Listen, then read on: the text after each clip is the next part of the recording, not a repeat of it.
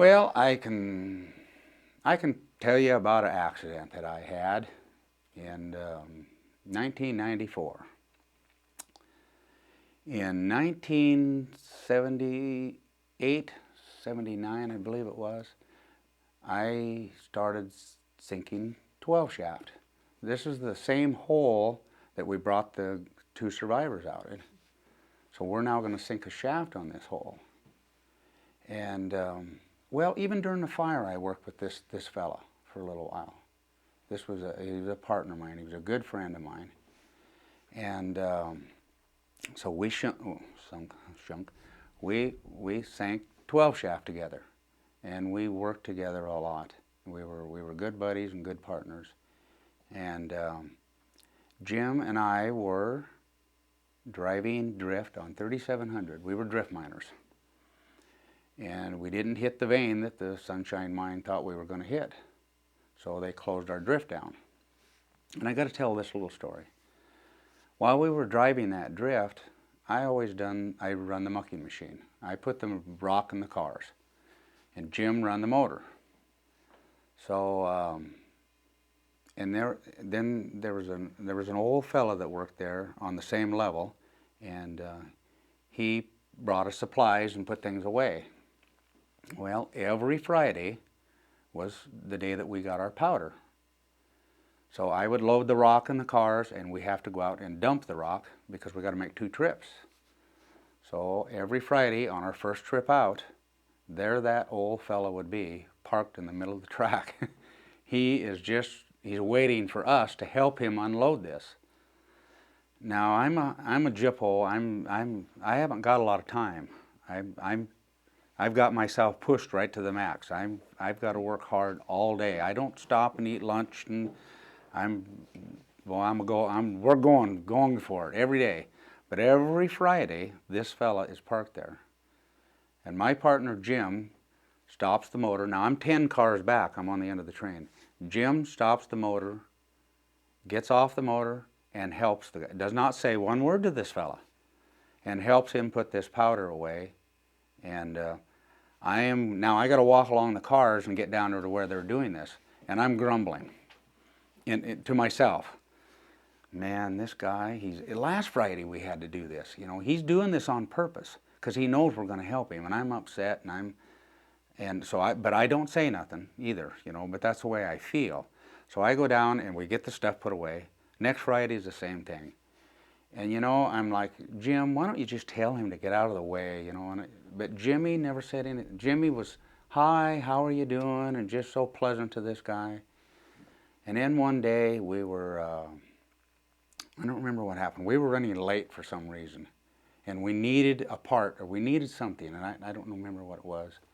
And I knew we weren't going to make it. I mean, we'd done everything we could do, and I'm like, and the old guy that Jimmy had helped all this time come and saved us, saved the day.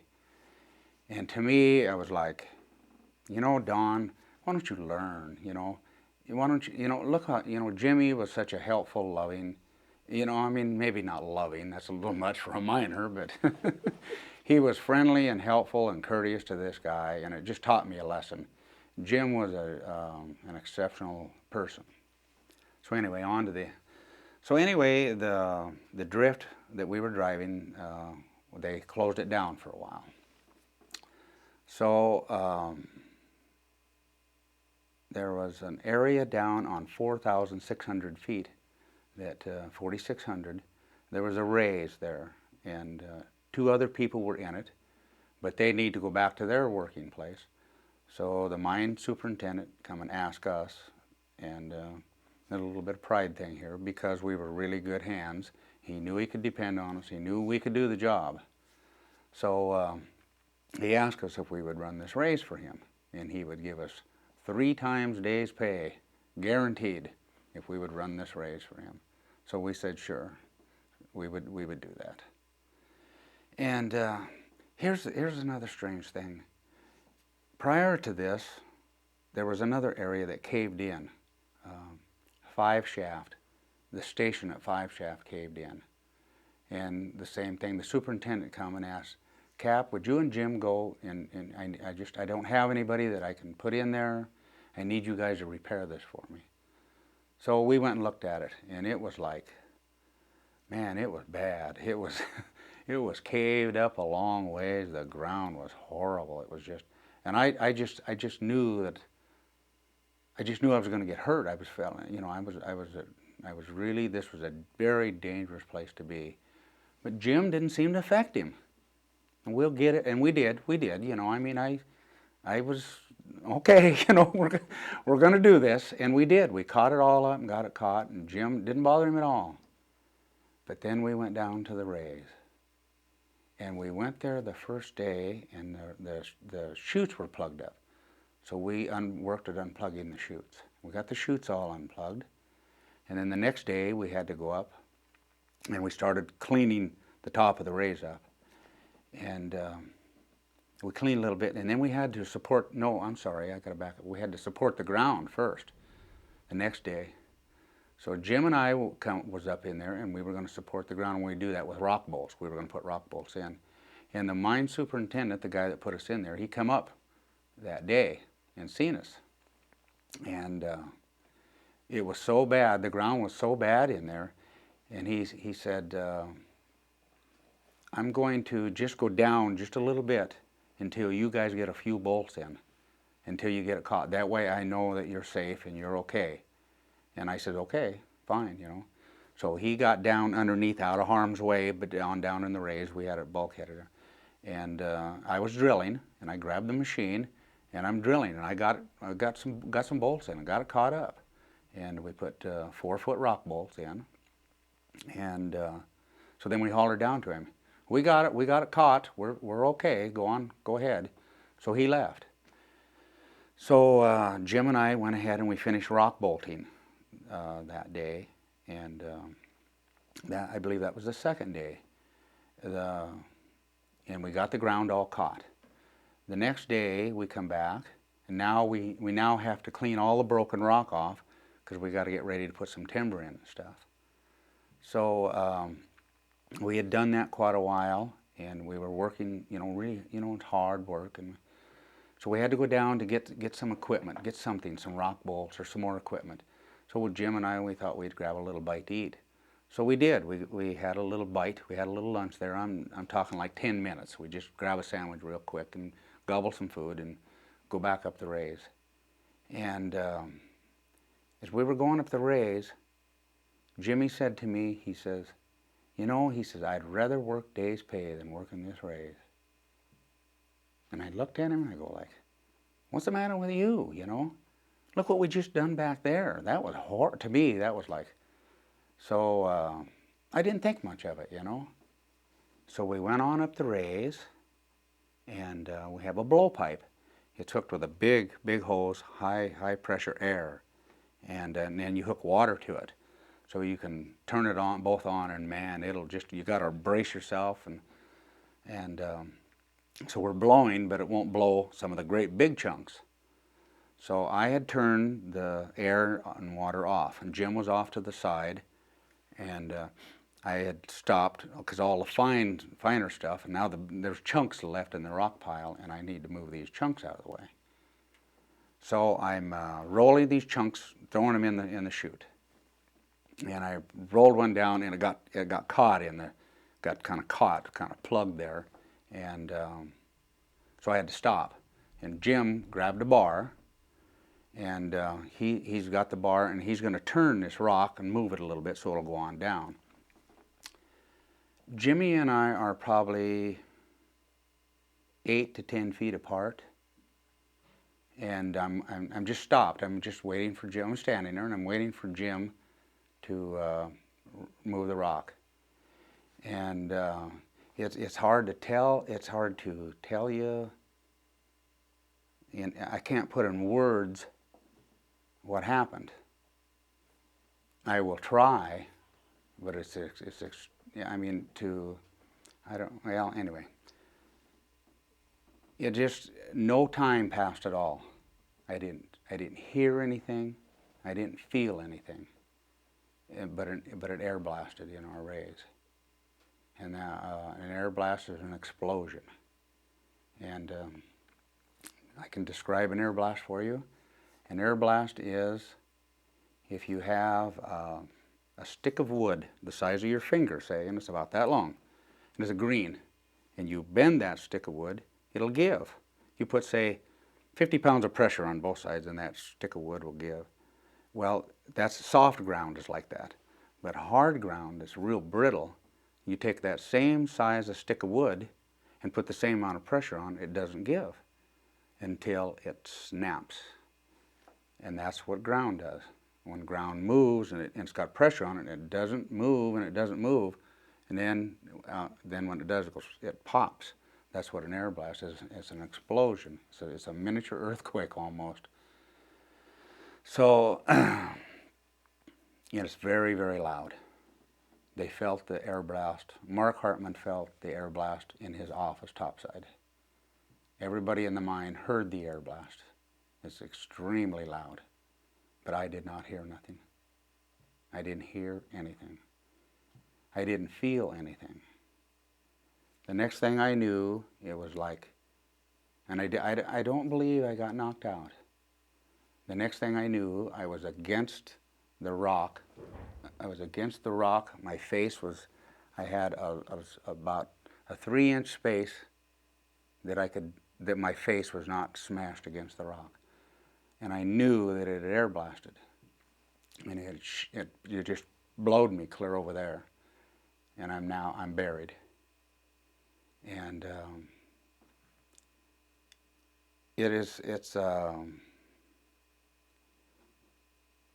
it's just so hard to explain to anybody. If you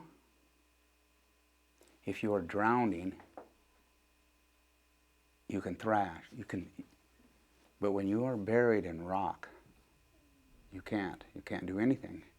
You can't move. No, the rock was actually pretty fine rock. It was almost like, well, it had some boulders and stuff in it. It was a miracle, really, because Jim and I had to crawl through a 10 or 12-inch hole to get up into the work area. So it was like why this didn't plug off so that nobody could get to it. It was unbelievable. And there were just big monster boulders over there. But when it blew, where I was at, where it blew me was over the open hole. The rock packed us in there so tight that we were actually, there was nothing under me. There was between the lagging, well, let's see. Between the lagging bulkhead and the rock there was a hole, and that hole was probably 30 inches, that there was nothing there. But that's where I was. I was over that hole, packed in the rock. That is amazing, isn't it? Because that was my other thought. How come I didn't go down, why aren't I down the chute?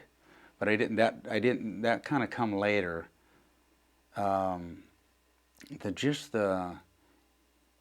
instantaneous being, it was almost like someone, you didn't feel them give you a shot of sodium pentothal, but they did, and then they have taken your body and put it over here. And now you are fully awake, but you've been moved. So it's just an eerie, eerie feeling. Was it dusty in there then? What was it like? I mean, once you kind of realized it. It was black. I don't have a light. I don't have a hat. And if you're ever underground and you turn your lights off, you will see what black is. So it was very, very black. I mean, it's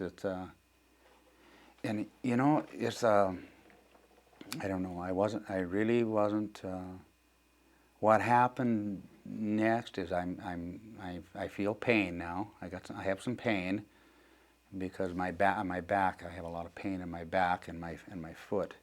But I'm bent around. Let's see if I remember. I believe this hand was free. This hand was up like this, but I couldn't get to my face with it or nothing. And what happens is, let's see. What happened is, I knew what had happened. I knew it had air blasted, and I heard myself, going because I'm in pain. I'm slammed up against this, and I just got to be real strong here. What happened next is I could feel Jimmy struggling under me. He was beneath you? Jimmy was I didn't know where he was at for sure, but I could feel him moving. And then, of course, he didn't move. And then of course, he died. And I mean, he suffocated. And I knew that. I knew Jimmy died. So, but what happened next is, now I'm going to die. Now it's my turn to die. But your face was free. I couldn't move my head, but I could breathe. I could breathe. And what I started telling you before is about options. If you're, I mean, it's an option to be able to get up and go in and wash your face with a cold wash rag. It's an option just to scream. It's an option to cry. I'm a very emotional person, but see, I couldn't cry because, and here's the deal. Even if you are, whatever your situation is, it is an option to go, I didn't have that option. Why? I couldn't breathe. Because The rock is now squeezing me. Every time I breathe out, the rock squeezes me. So I am now being squeezed. I feel it trickling all around my chest, all around my body. The rock is now settling in on me, and I now cannot. I'm and you know what is? I don't know how you can explain that you're going to die. That's a tough place to be. And even at one point, I was like,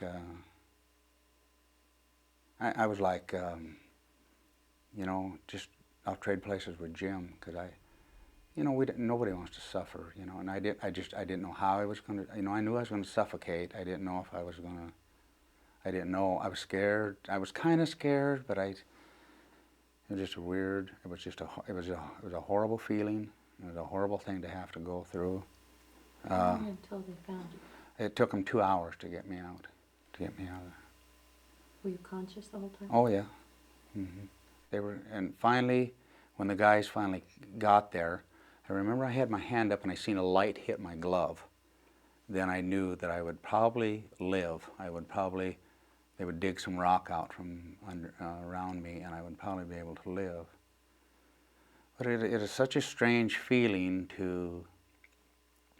I thought about this today, and I thought about the closest thing that I could tell you that would relate would be you are going to be put in front of a firing squad.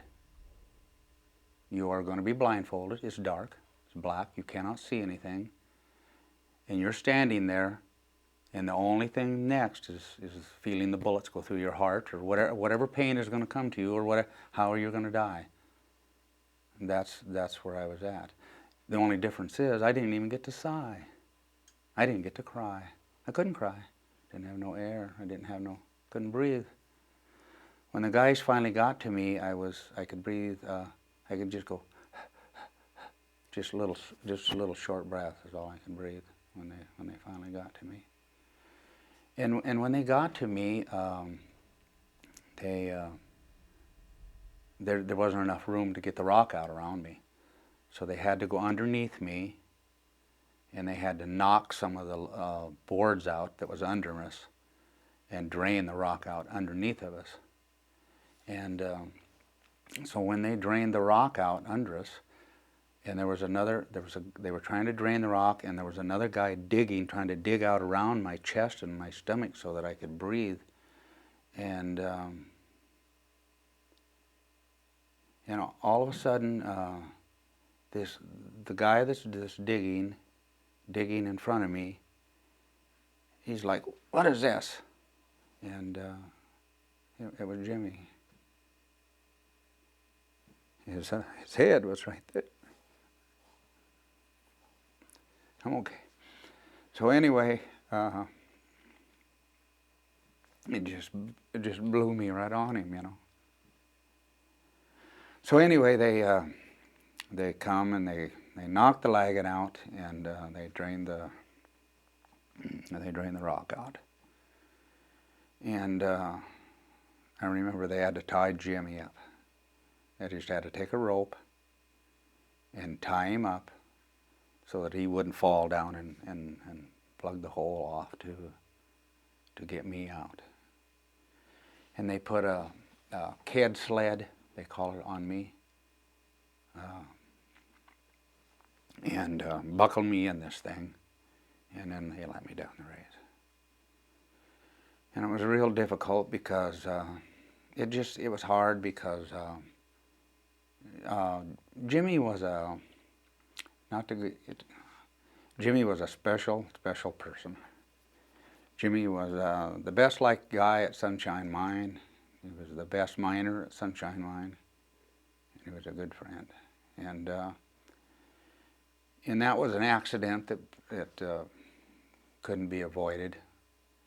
I would kind of done a guilt thing for a long time because I thought, well, Jimmy didn't want to be up there. He told me that, and I felt like, well, it's my fault, you know. But you do that stuff. You go through all kinds of stuff. But it was, it happened, and I would say one of the things that's probably helped me is I would know if Jimmy could speak to me right now. He would say, "Don, you're a good person. Get on your feet. Don't mope. Don't cry. You're a good miner. You're a good supervisor. Do what you need to do to help people that are coming up to work safe and be safe. And you can tell them about this accident and how it has affected your life, my family's life, Jimmy's family. So accidents really affect people, and it has affected me. And it's been really, really hard, but..." Do you have permanent injuries? Did you get from that? No, I don't. I have scars on my back from where my back got cut up real bad, and dealing with this is I kind of. It would probably be a good idea to get out of the mine. I should have maybe got out of the mine then. I believe if you are a soldier on the front lines and your good friend gets killed, the military will take you off the front lines and get you out of the service and get you doing something else in your life. And it probably would have been a good idea for me to do that. And it still would probably be a good idea for me to do that, to get out and away from the mines. I think it would help heal me. I'm now very jumpy. It's embarrassing if I'm in a restaurant and a waitress comes up behind me. It startles me and I jump. And I don't have a wooden leg, a prosthesis. I don't have a stump arm or an artificial something. But my emotional part of me, it hurts me. It hurt me, and it's an injury that you cannot see, but it's very much there. If you do, just about everybody remembers where they were on the day that President Kennedy got assassinated. And that got put into your memory bank, got put into your computer, and it'll be there forever. Well, when Jimmy got killed, that went into my computer, and it'll be there forever.